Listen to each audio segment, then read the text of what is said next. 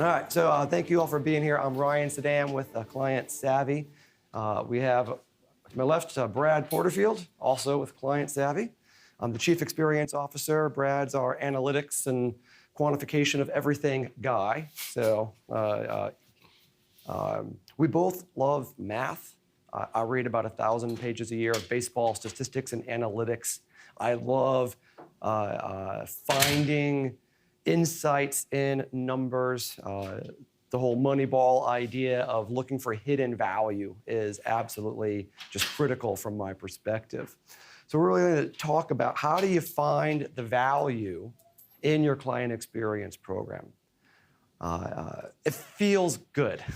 Client experience sounds like the right thing to do. And what I want to do today is move us away from a religious belief that this is good. It is. Please don't stop believing. But really turn this into a rational exercise in understanding where we can quantify and communicate to any stakeholder in our business, here's our why. Here's why we're doing this. And whether it's in the boardroom or on the front lines, we want to be able to send the message, this is worth what we're asking you to do. So a purpose. Identify the impact of positive client experiences and build a return on investment for your CX. Add sentiment to segment analysis to drive growth with sustainable, high-margin clients. I know we all break down our business different ways and look at different segments of our business, maybe by project type or by industry segment or by office. We really should be breaking down and understanding our business by how our clients think we're performing for them. That's a sentiment-based segmentation. And then improving go, no-go decision-making when pursuing projects and clients. When we really start to understand the value of a client over their lifetime and the likelihood for us to increase that lifetime value through smart and sophisticated CX approaches, we'll make better decisions on what work we pursue. So who here has gotten a credit card offer to get like 50,000 free points if you sign up for the credit card? Do you know what the value of those points is? It's usually about a $300 offer. They're giving you $300 of value for signing up for the credit card. So how much money are they going to make on you in the first year? They're upside down. And they've done client lifetime value analysis to understand, here's what you're going to be worth to me on average over our lifetime. And so I can make that decision rationally. I'm going to lose up front and I'm going to make it back here. I'm not telling you to go lose money at the first year with your clients, but when you do a client lifetime value analysis, you can choose to make appropriate investments that'll set you apart. So a client lifetime value, just as a definition, is the value today of all future profit the client will bring you. We're really talking about the hard value. We're not talking about the soft value of referrals and quotability and referenceability. Those have value as well. We're really focusing on the hard, and I don't mean difficult, I mean the very precisely measurable value. So when we talk about value, we're really looking at net profit that the client will generate for you in today's dollars over time. The factors that go into this include revenue, profit, retention, something called discount rate, and sentiment. So I assume everyone here knows revenue. We're talking top line, a profit margin, that's net. Sentiment, we've been using a lot of different metrics. The one we'll probably reference most today is the Net Promoter System. I imagine this audience is fairly well versed in Net Promoter System. You take the percentage of your clients who say they are very likely to recommend you, minus the clients who are not likely to recommend you, and you get your Net Promoter Score. So when we start segmenting, how do our promoters behave with their spend versus our passives, versus our detractors? You can start using that as a segmentation and analyze the financial performance of your different segments based on sentiment. And then Brad here is going to take us through some definitions of retention and discount, because there's a lot of confusion about what these things mean. So I'll let Brad start talking about retention. Yeah, so 85% of our work is repeat business. That is not retention rate. So repeat business does not equate to retention. If you have 2 clients and one leaves, but the other with equal revenue, one leaves, the other stays, doubles their revenue, your repeat business is 100%. Your retention rate is 50% on that from a client attrition standpoint. Now, there are other factors that you can go through. So retention and churn rate. Retention is simply the inverse of churn. If you have 100 clients, you lose 5, your retention rate is 95%. Your churn rate is then 5%. So they're just sort of 2 sides of the same coin, but we speak to them in different ways and in different contexts. I think one of the big things we lose when we talk about, we have 85% of our revenue is repeat business, and we wear that as a badge of pride.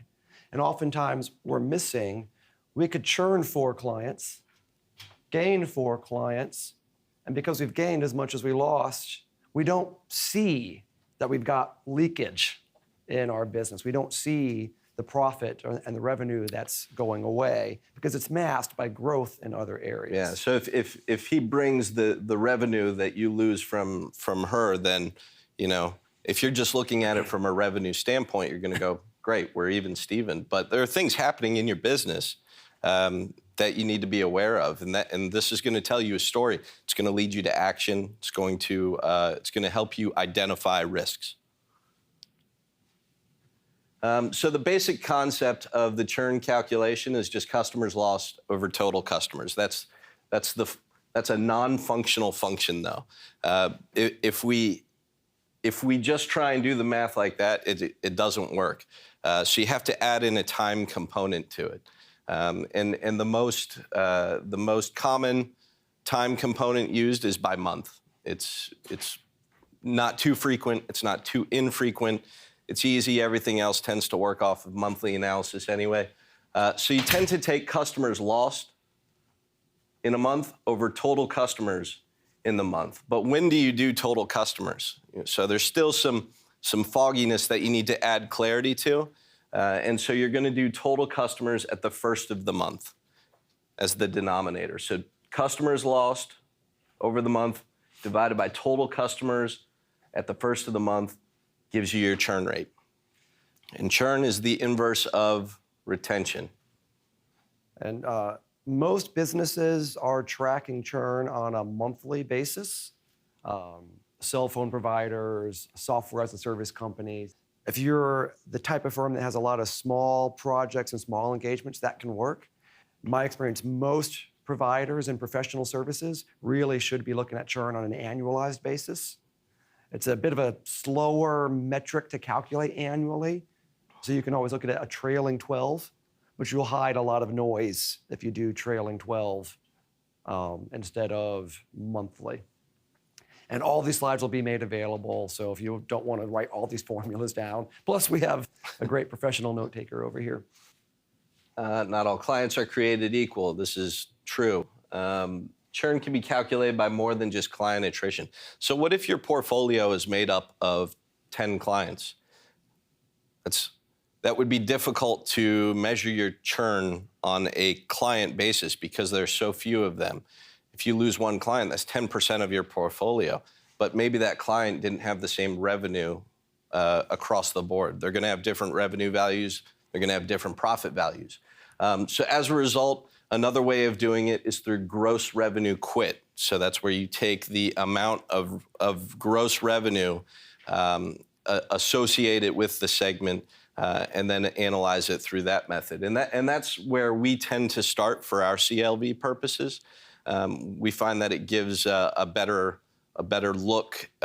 It kind of cancels out some of the noise that can crop up as a result of clients being unequal. It's a great example. This is actually a real world example from a real a firm that we analyzed. What we have here is 10 clients.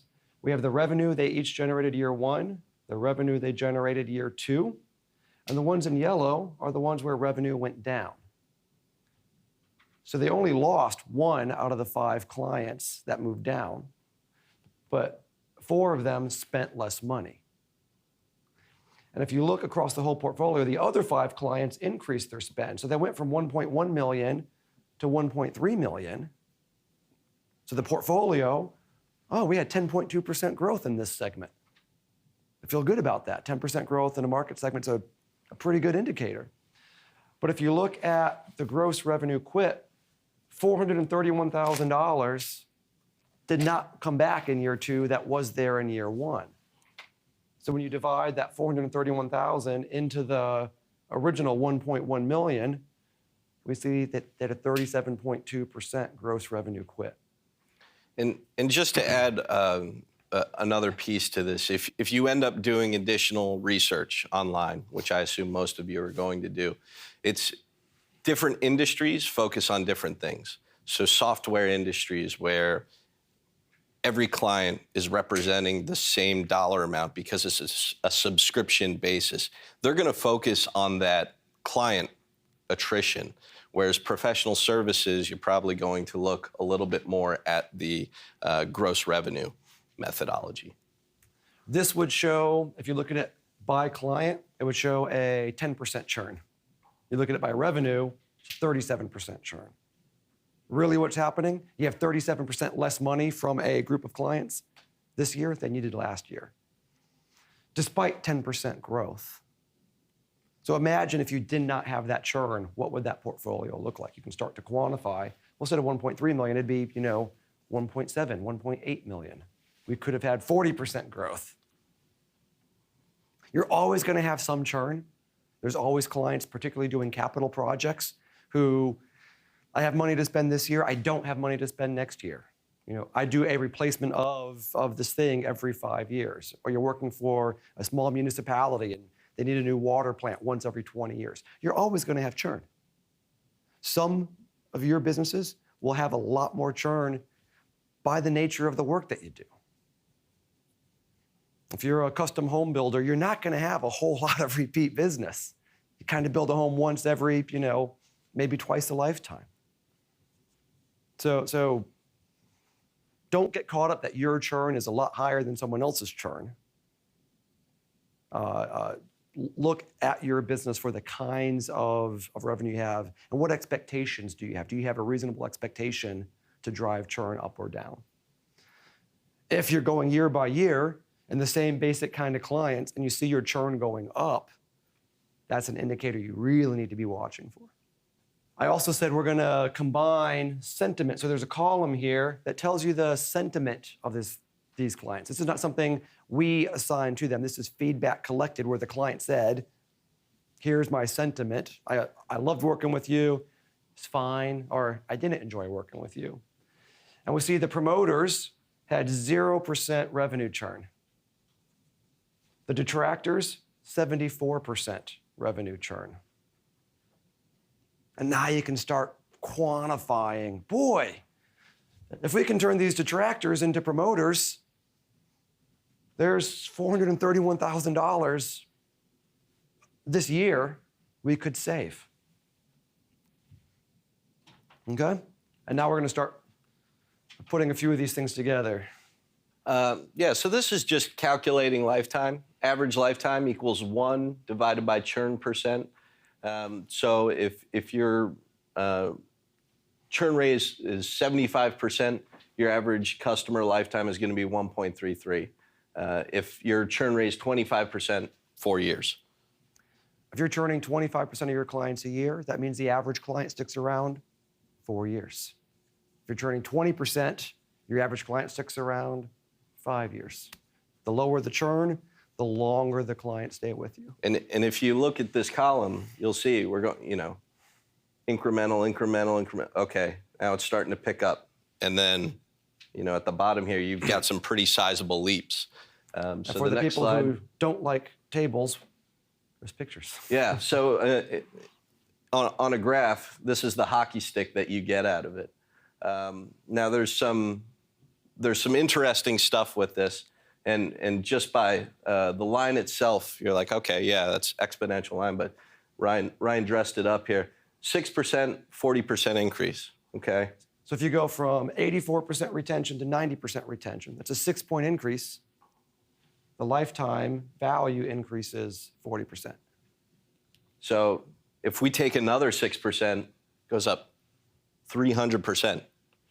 So the takeaway there is that as you get further down the line of retention rate, very high retention rates yield very extrapolated results, very exaggerated results. And so there's a word of caution there when you are calculating retention. Be conservative, because once you get above 90s, and I'm not saying skew the numbers, because don't do that, but take a conservative approach when and where you can, because as you get into those high 90s, you really end up dealing with some really Big variability. Yeah. So it's a good concept to be aware of as you go through the practice. Each incremental improvement in retention rate takes more work and effort to achieve. But each incremental improvement in retention rate provides exponentially more return on what you've achieved. So it's going to cost you a lot more in time and money and effort to go from 94 to 96, but you're going to get a lot more client lifetime value than you will going from 92 to 94. So it gets harder as you go, but it's more valuable on the return. Any questions on churn, retention rate, what that part of the equation means? Yes, Tamara. On that previous slide, is there some magical window of, like, if you can get to this point, that's kind of like a target? It depends completely on your business. The question was, is there a magical point on this chart that if we can get here, we've succeeded? It just depends completely. If you are a cell phone provider, there's really no reason you should be losing customers unless someone moves out of your region or you just screw up. If you're, again, a custom home builder, your client retention is going to be almost zero unless you have some very, very high net worth individuals who are willing to build 2, 3, 4 homes. So there's no right place to be. You have to understand what is your market and what kind of buyers do you have. And sometimes that's just hard to really quantify. So your number is the right number for you right now. And your goal is, can we make this number better? Set some targets for yourself and drive from there. I have a business where I should never lose any clients. We do. We're always working on that. But from my perspective, we're trying to drive our retention up into the high 90s. That's just my business. It's not going to work for everybody. Discount rate. So net present value. Would you rather have, show of hands, $95 today or $100 a year from now? So who wants $95 today? Raise your hand. You would all rather have $95 today than $100 in a year? Yeah. Interesting. How you're gonna invest that. Right. Okay. How about $10 today or $100 from now? Anybody? Raise your hand if you want $10 today. Yeah. Well, so somewhere in between is the net present value of money. And this is the same with the lottery. This is why people take the lump sum payout as opposed to the annuity over the next 20 years. And the reason why is because there are a couple factors in play, like you were alluding to. You've got inflation, so the purchasing power of money goes down over time, typically. You've got opportunity cost. What could you do with it today versus in a year? Length of time, the value of compounding interest. Uncertainty and risk. Are you going to be around to collect it? Are they going to be around to pay it out? That's why Tamara raised her hand at $10 today. She didn't expect me to actually pay her $100 a year from now, so she'll take it today. That's right. That's smart. Yeah, yeah. I'm good for it. I'm good for it, I promise. So here's where we start putting things together. You start talking about how long does the client stay with us? If you have 80% retention, that's a 5-year client on average. Well, you can't just take the profit they generate annually, multiply times 5, because you have to discount the value of future profit, because there's inflation, there's opportunity costs, there's compound, and there's uncertainty and risk. So we don't want to count the profit a client might generate with us 5 years from now at the same value we would count the profit they're going to generate for us this year. And if you ever do a valuation of a business, I know we have a guru here. This is the same thing you do when you're evaluating a business for sales, shareholders, reports, et cetera. Yeah, factoring the net present value of money requires a discount for future money. So the standard accepted discount rate that we use in professional services is 10%. You could get into the nitty-gritty of saying, no, I should be at 8.5 or 11.2. But across the board, 10% is the standard accepted discount rate. Jamie, Claire, is that what you see? So we all agree 10% is the accepted, with 3% interest, 5% rate of return on a safe investment, kind of do all the math, throw it together, put some risk in there. That's where the 10% comes from. All right, you guys ready to put it all together? All right. Who remembers calculus? I don't, and Excel can't even do this. So, but there are some ways. Basically, this is an iteration formula. You iterate a certain operation every year over time. There's a shortcut formula. I don't like it. It's not very accurate. It'll get you ballpark. You take your retention times net profit, divide it by 1 plus discount minus retention. It gets you ballpark. Even better, there's a rule of thumb.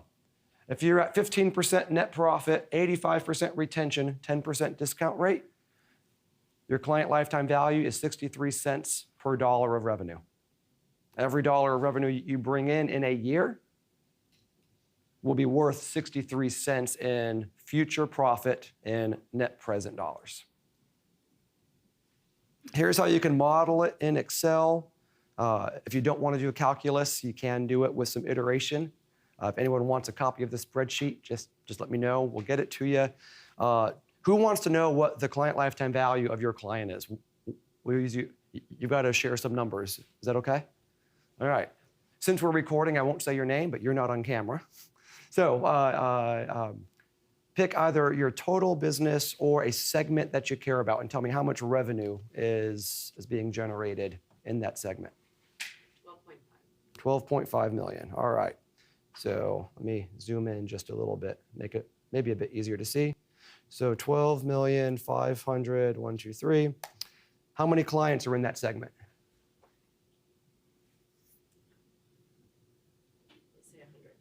We'll say 100 clients. Oops. All right. And that means you're generating about $125,000 a year in fee per client. We'll do the 10% discount rate. What's your margin in that segment? About 8%. So we'll do an 8% margin. And what would you estimate your retention to be? About 80. About 80% retention. Okay. So in that segment, your average client is worth about $36,000. That's what they're worth to you. If you could sell that client to a competitor, you would sell that client for $36,000, $37,000 because that's what they're going to be worth to you. If you could sell that client to a competitor for $80,000, you probably should. If they'll give you $80,000 today for that client, it's probably a good investment. I'm not saying go sell your clients to a competitor, but that's how you use this math. You can make decisions. How do we invest? What is this client worth? May go into a go, no-go decision on a high-risk project. Right. If it's going to cost you $40,000 to win that client, you're only going to generate $36,000 in lifetime value over the lifetime with them. That's definitely a no-go. If our pursuit costs more than the client is worth over the lifetime, let's not pursue the client. Now, what would happen if you did a bunch of great CX, you started wowing clients? What do you think you could get the retention to? Like 90. So let's go up to 90%. So that takes us from 36,000 to 52,000 in average lifetime value.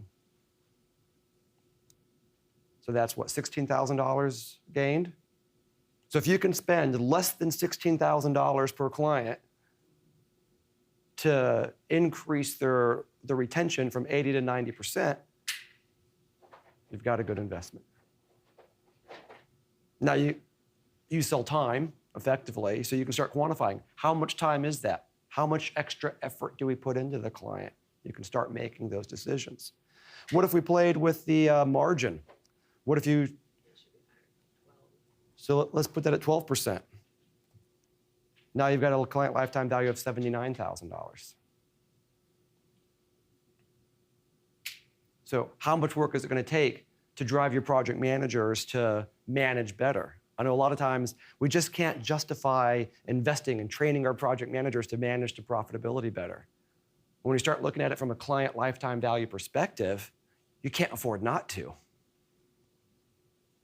Now you multiply that number by 100 because you have 100 clients, or you just say, this is one. It's worth almost $8 million for your company to increase retention 10% and increase margin 4%. That's what it would be worth to you over the lifetime of that investment. Now, if I said, I know enough about your business, you should go invest $4 million in doing some really cool stuff. You say, there's no way we can invest $4 million in doing some cool stuff. But now the math shows you, you know what? Maybe we should stretch a little bit because it'll pay great dividends.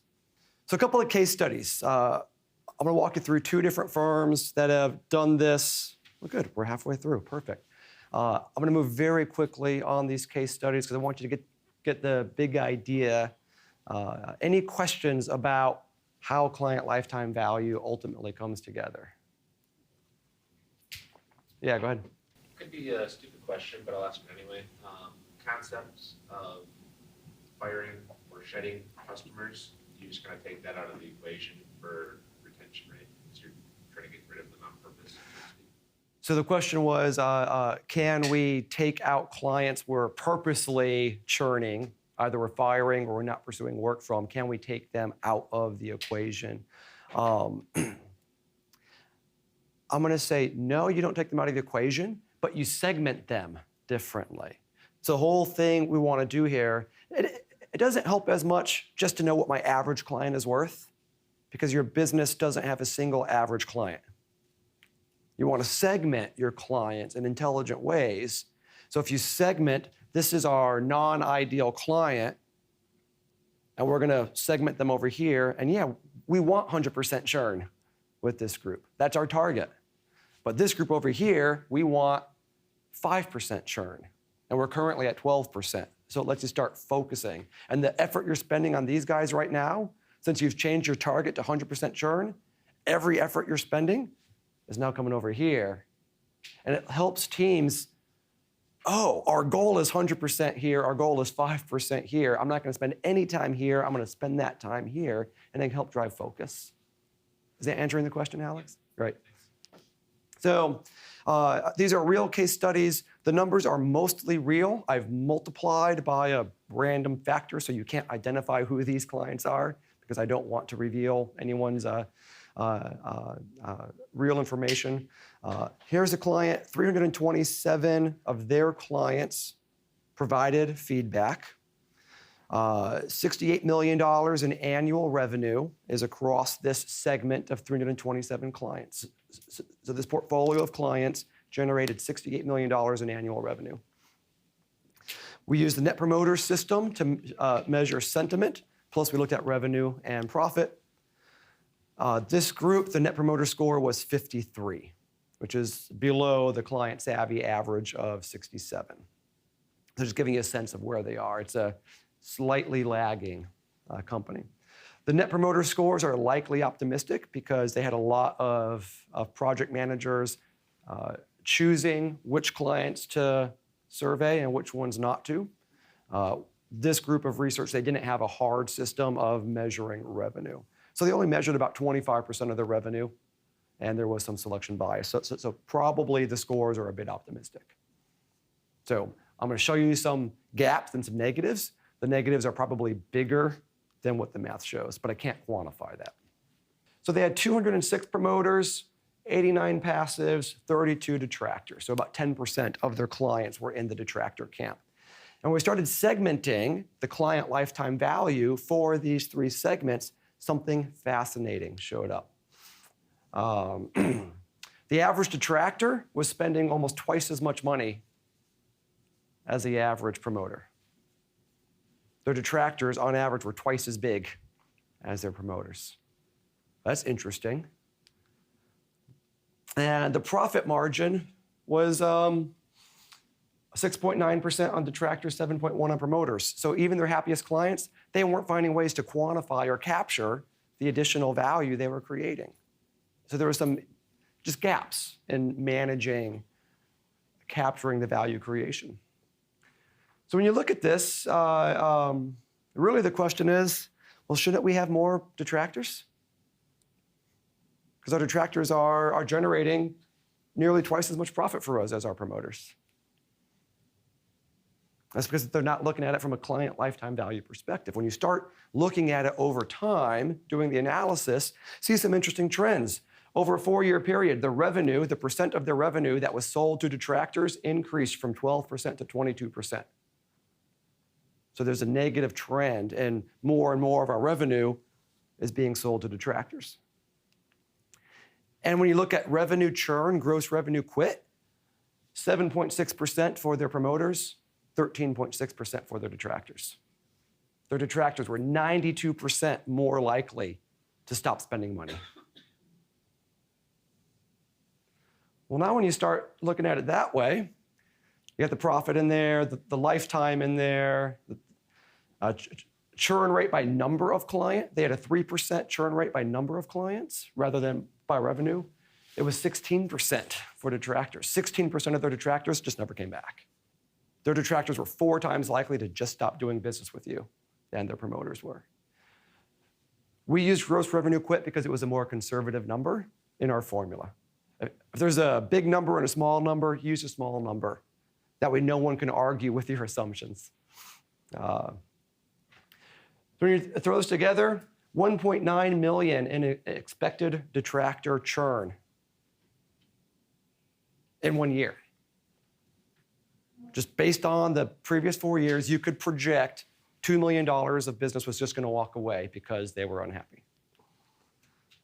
So that's $137,000 in profit lost and 5 clients never coming back. $11,000 every month in profit walking out the door. They were losing $11,000 a month in profit. Start breaking this down by month or by day to drive urgency to solve the problem. Every month we wait, it's another $11,000 lost. They have $14 million of revenue at risk. $14 million is detractor revenue. So that portfolio of $14 million is at risk. And if you do the client lifetime value calculation, $610,000 in client lifetime value will be lost at the current rate. It's not just this $137,000. The average detractor stayed around for 13 years. So you start doing all that math, and you lose one of those guys, you've got a lot of value walking out of the business. And interestingly, if you kind of look at it a different way, for every detractor they converted to a promoter, it created $28,000 in future client lifetime value. Oh, well, now I know how much to invest. If we spend less than $28,000 taking a client from a state where they are disengaged and unhappy to a state where they're engaged and loyal, we have a positive return on investment. And now you can start quantifying how many human hours of labor do we put into that? How many hours of training or gift giving or whatever their solution is. So because the promoters are spending, or the detractors were spending so much more money, the raw client lifetime value, it looked like the detractors were worth 27% more. But that's only because they were bigger in revenue. If you look at it from a revenue perspective, every $100,000 in revenue was worth $37,000 in client lifetime value to promoters. It was worth $25,000 in client lifetime value for detractors.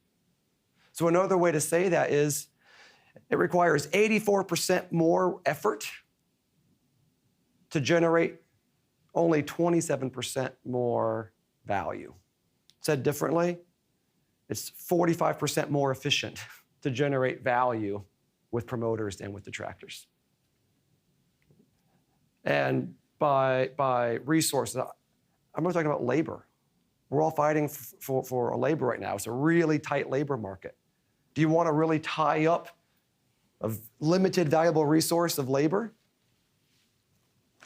It takes 84% more labor to generate a mere 27% more value. That's a really poor use of a scarce resource. If this was, 2008 and labor was cheap and available, okay, maybe. But when we have a labor shortage, we can start making better decisions. We don't want to deploy our staff on the least valuable work. We want to deploy them to where they're creating the maximum value they can create. And the most efficient way for them to create value is working with promoters. So just a metaphor, because these are a lot of hard numbers, tough concepts to wrap your head around. I just think of it from a perspective of miles per gallon with cars, right? You could take one car that's going to take 84% more gas to get you 27% further on the road, or you can take a shorter trip and use, 16% of the gas. So that's just how I mentally wrap my mind around it. Great analogy. So when you throw it all together, $610,000 in client lifetime value will be lost. If they can convert 40% of their detractors to promoters, which brings them from lagging to average, based on the stats we've gathered, if they just got to average, that would create an additional $660,000 in a new value. So they got a $1.27 million client lifetime value opportunity. And this is a small-ish, mid-sized firm. So you can kind of scale that accordingly, yeah. Have you taken, when you do these analysis for the companies, have you taken them and a year later gone and, say, all right, we're going to follow these rules, we're going to do it, and what about? We're a month away from doing that with this group. Yeah. We have done that before because you do the projection, and then you always validate your model by looking at the next year's revenue. Sure, that's So the way we validated this the first time, we had 4 years of data. So we built the model based on the first 3 years to project the fourth, but we already had the fourth year data. right. So if you don't want to wait a year to test your model, you start, 3, 4, 5, 6 years back, build the model based on everything except the last year, and then you dial the model until it fits the data. And now you can get a sense of how accurate your projection system is. If you've got multiple years of data, say you've got a decade of data, you could do a 5-year trailing and then run it ahead a year, run it ahead a year, run it ahead a year, take your first 5 years out of the 10, see if it predicts the 6th, make some tweaks if you need to, see if it predicts the 7th, and you can work your way up. I learned all this from baseball stats, so this is how you build baseball models. So in this case, fairly low profit client, a pretty standard retention. They found their promoters converting, or their detractors converting to promoters. That was really about 2% of their annual revenue would be gained. So you can start doing some math in your head. If we really nailed CX and just moved up from mediocre to slightly good, It can generate about 2% of your revenue in lifetime value. This does not quantify or capture the loss of brand and reputation, or loss of references and referrals, or the cost of staff replacement from staff that are burned out working with unhappy clients. It doesn't factor in the cost of replacing that lost revenue. You could probably put some quantification on those things. They'd be more ballpark estimates. So whatever number I just threw is probably twice as big when you factor in some of these other things. So possible interpretations. I love the question why. Why is this happening? Why are detractors spending more money? And why are promoters not worth any more than detractors from a profit perspective? Do you have underpricing high-value contracts? You're more focused on winning the big project than you are profitably delivering the big project. Are your best clients getting unnecessary discounts? I worked with a firm in San Francisco, and I walked in day one and find out they're giving a 5% discount to their top clients, but they were doing all of their work at a cost plus 10%.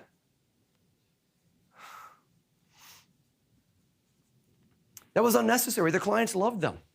They were more than willing to pay the price. They were making poor decisions. Project delivery is not realizing economies of scale on larger projects. Maybe this organization just wasn't capable of delivering big projects effectively. Maybe the discontent lies deeper in the organization. So when you're going to a small client, you tend to have one person who's your buyer, decision maker, influencer, daily point of contact. You go into a bigger client, you've got multiple layers. So was the discontent, maybe the frontline people loved you, but the back, the executives didn't love you, so there could be some disconnect there. After 2018, looking at the data, that's actually what's happening. Their net promoter score for senior decision makers is 30 points lower than their net promoter score for their daily points of contact. Interesting. Cost plus pricing prevents premium margins. If you're in a segment where you're always cost plus 8% because it's a negotiated industry standard, you can't maybe change your margin much. And failure to leverage sole source position. So we built this out. Maybe business development is underpricing big projects because they're incentivized on revenue. Project managers are cutting corners to meet the tight margins that the sales team set. So overpromised, underdelivered projects are creating unhappy clients. Project managers dealing with unhappy clients are burning out and going to a competitor. High turnover leads to disruption to clients, furthering the detractor cycle. So the clients lose, the employees lose, the shareholders lose, and the shareholders put increased pressure to replace the lost revenue. Then you've got a vicious cycle. So what's the problem? What's the root cause of what they're doing? Their incentive compensation plan is destroying their client experience. Now, I didn't come in here thinking I'm going to be fixing an incentive compensation plan. But when you do the math, you start seeing really unusual and interesting things in the business. And then, of course, you start figuring out, what do we do about this? Case study number 2, adding sentiment to market analysis, creating an ideal client profile. This is something you heard a couple times yesterday. Newman Monson talked about it. MSA talked about it. There was a whole session, I think they talked about it. What is an ideal client profile? And, there's the work we love to do and, geography and all these other things, but you can put client lifetime value as a factor in that ICP as well. So here's 123 projects analyzed. In this case, we're looking at projects. What's the ideal project profile for this firm? So it's about $82 million in revenue. Net promoter revenue profit, once again, their net promoter score was substantially higher. And in this case, they were getting feedback from multiple stakeholders. So we couldn't just use the raw net promoter score. We had to look at, they had 19 that were promoters. Everybody who responded at that project was a promoter. They had some mixed positive, which means it was a mix of passives and promoters. There were some passives, and there were some mixed negatives, where there was at least one person who was a detractor on the team. They did not have any that were pure detractors. So that's how we segmented these. We see that their promoters had $37 million in revenue. Their mixed negative was their second largest segment at $5.6 million in revenue. Their margin, look at this. With promoters was 18%. Look at their margin with their mixed negative, 32%. By far, their most profitable segment was the least happy. And we all saw what happens to churn when you have detractors. So now you can start throwing things together. Here's the table, if you like the table version. The sentiment, mixed detractors, generated $1.8 million, 32% profit. So even though that segment was less than 10% of the revenue, it was over 20% of their net profit. So there's a big exposure here. We then broke down, let's look at their different project types. Let's do some segment analysis by project type. And you see mixed use development had $8 million in revenue, 33% profit, all promoters. It's probably a pretty good segment for them to be working in. We found a way to deliver amazing profit, generate happy clients. That's our win-win. You got the resort hospitality, $4 million in revenue, 36% profit. The clients really don't like us. It's going to be a difficult, sustainable business model because you're going to see churn in that group. Then you have something like industrial. It's the biggest segment. Technically, on a accounting basis, the most profit, but the profit margin is half, even though the sentiment is top of the charts. So why aren't we able to convert these very happy clients into the same kind of profitability as we are there? You start asking questions. What's going on with this kind of project where we're failing to capture the value that we're creating? There could be a lot of reasons. They're up here. I'm not going to read them to you. They'll be on the slides. But you ask yourself the question, why? Why could that happen? We broke this down based on the size of the project. You can segment projects or segment clients by size. And on the smallest projects to the biggest projects, really interesting. Projects over $2 million, they had 26% margin. They had a 100% chance of making at least 10%. And sentiment-wise, it was their highest scoring segment. Now look at this. Projects between $600,000 and $1.4 million, they was their lowest performing segment. They just broke even on it, and they only had between a 25 and 55% chance of making 10% profit. So more than half the time, we're not even going to make a decent margin on those projects.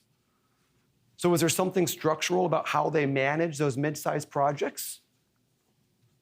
Is there some internal operational thing they have to do to manage those mid-sized projects differently? Are they treating mid-sized projects like big projects and just throwing a whole bunch of effort in? They're amazingly unsuccessful on their small projects. Anything below $600,000, they had a net loss of 12% on. They were paying clients to take small projects. This is taking effect of the contract. There might have been some economy to scale there. If they're doing a huge contract, they're quoting it at a lower profit. But their margin's actually higher the bigger the project. The smaller the project, the margin goes down. When they quoted it, that's not expense. That margin is, That's what they actually delivered. So I don't know what they... We're cost of the project figured into that margin. Yeah, Yes. yeah. So when they quoted, like, if we do I'm property management. Okay. We add in construction. The higher the cost of the project, we do construction management Right. for this property, the lower the percentage of our fee. That's a bit of a unique situation in construction because of how much pass-through revenue that you have. So in this case, this was a design engineering firm. So their pass-through revenue is really Okay. Yeah. I'm just trying to think. the same. Yeah.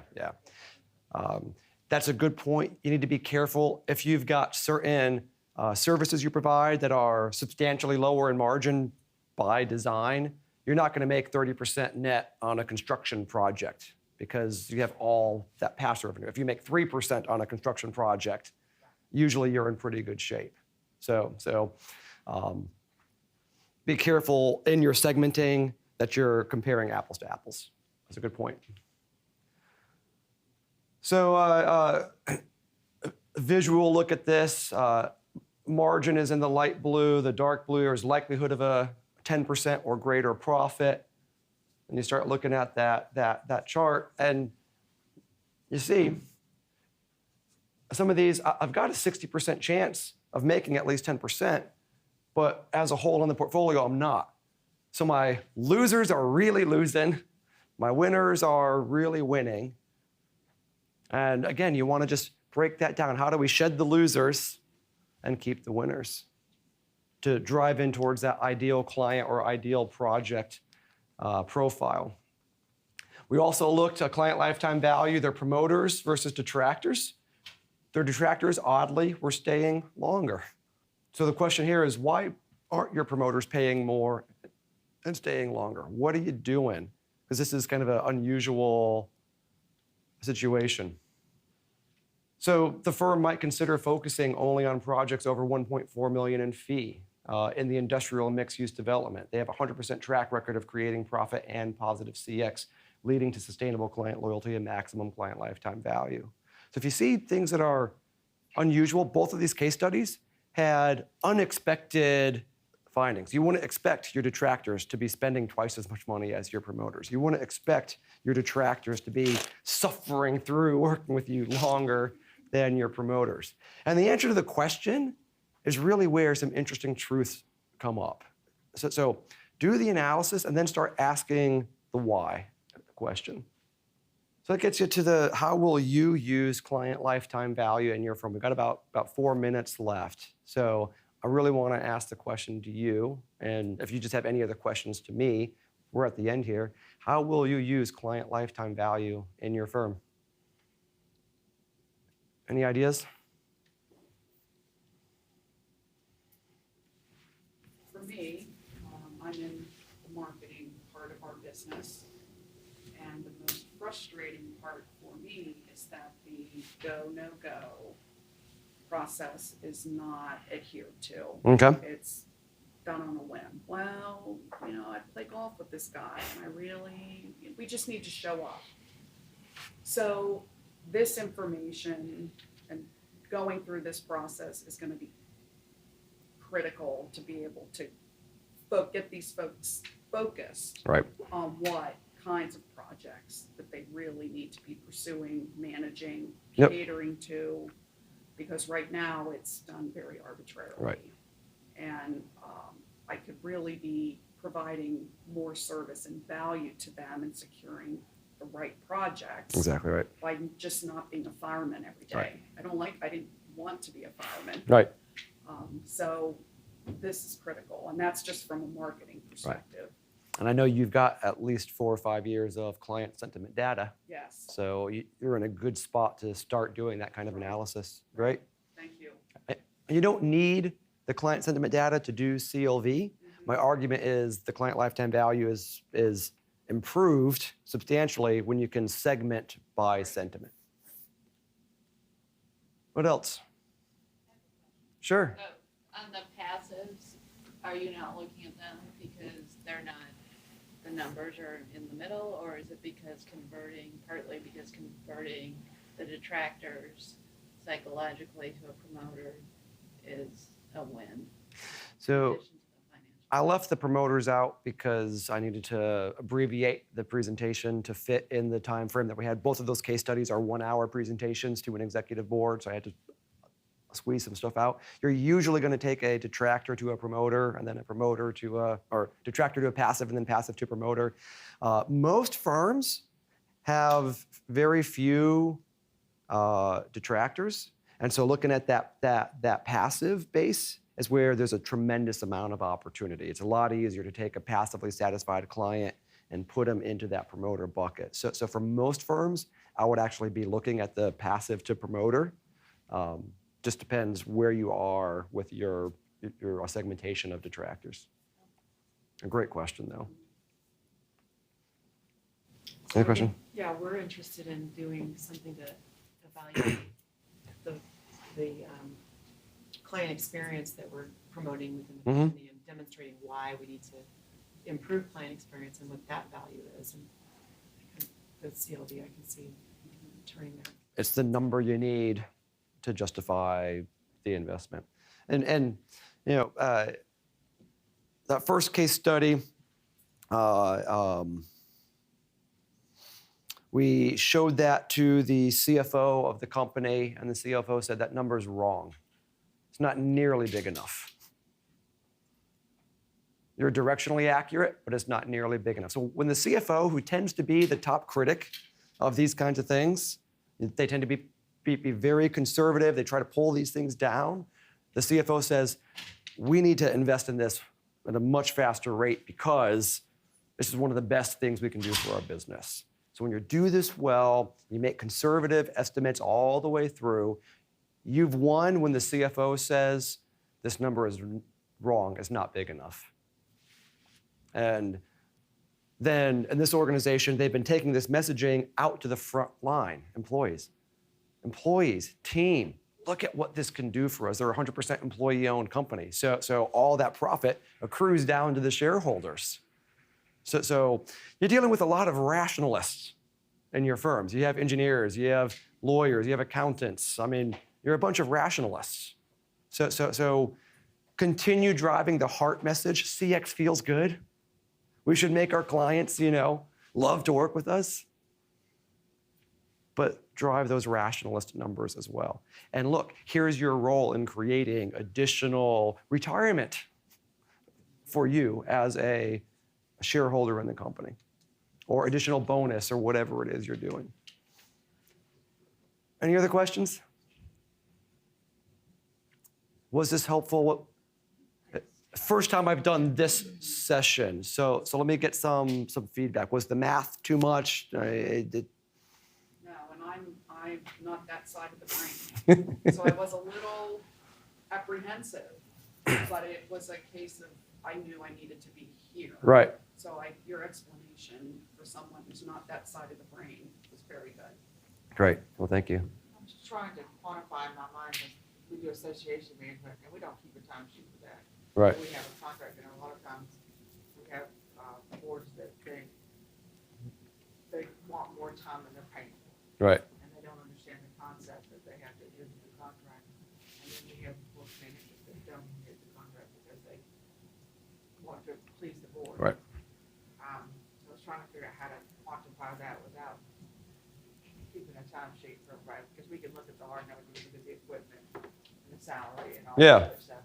But it's the time that you lose going over and above, or having somebody that's been such a long-term contract, even though it's a very small amount of money. Yeah. And we know there's those that don't pay the bill, so to speak. And a lot of those small contracts are kind of like I play golf with them. Well, Right. And when you can actually quantify, here's what this account will be worth to us over the lifetime, you can still go play golf with him and be buddies. Buy him a beer every now and then. Right. I guess the method is how to figure out what does, Yep. how much time. I think if you do the exercise, then you show that. Yeah. We have to show. Right. I think we're going to have to, because it's just, you probably will get your spreadsheet from you just to plug in. Yeah. You're gonna email the spreadsheet with the. If you email me that you want it, I will respond and get it back to you. Or give me your card and I'll make sure it gets to you. That second case study, they actually found about a dozen clients they were generating negative client lifetime value with. I'm sure there's some that. So, Yeah, we always struggle with, we monitor the amount of effort in our sales, we can segregate that in our ERP system and everything, it's like, but we always talk about, well, that's too much, but it's like, but is it? Is it Right. too much? We don't know, I always tell them, like, what is the target? What is the target? Right. What should be the target for that person? You see a high dollar, but what could be the return on that? And Right. I like the concept of it, looking at that from a Yep. standpoint. One of the most important concepts about CLV to understand is when you're looking at the formula, it's akin to compounding interest, right? What's the magic in compounding interest? It's time. Time is the magic piece of that formula. So changing your profit margin is the smaller lever there, and that's an important concept to understand about the math that's driving the results. So to and to your question earlier, what about the passives? Well, the amount of effort when we looked at churn rate and what happens as you go up that hockey stick, that 6% to 40%, 6% to 300% going up that hockey stick, that's time. And so that effort is going to take more to get the passives, right? Because it takes more effort to go from 86 to 88 than it does to go from 44 to 46. But the return on it is going to be so much greater because of the time that you're going to get back from that client. Guys, thank you very much. I don't want to keep you from your break any longer. I appreciate it.